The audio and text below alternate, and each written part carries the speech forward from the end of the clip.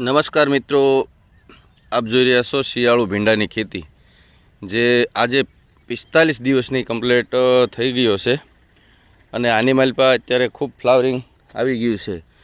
જ્યારે ખેડૂત મિત્રો ઠંડીમાં ભીંડાનું વાવેતર કરવામાં આવે ત્યારે ખાસ કાળજી લેવાની બાબતોમાં ભૂલ કરતા હોય છે ખેડૂતો।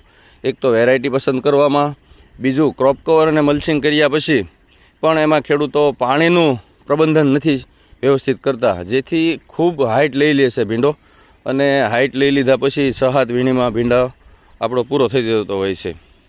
જ્યારે આપણે થોડીક કોશિશ કરી છે કે પાણી ઓછું દેવું, વેરાયટી સારી પસંદ કરવી અને એનું આજે ખૂબ સરસ પરિણામ આપ જોઈ રહ્યા છો।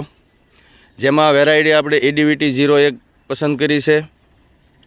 પાણી માત્ર આજે ઉગી ગયા પછી બીજું દેવામાં આવ્યું છે। 30 દિવસે ઉગ્યા પછી 30 દિવસે એક પાણ દેવામાં આવ્યું હતું, જેથી 7 કલાક મોટર હાંકવામાં આવી હતી અને એ પછી 15 દિવસે એટલે કે 45 દિવસે આજે આને આપણે બીજું વાર પાણી આપીએ છીએ।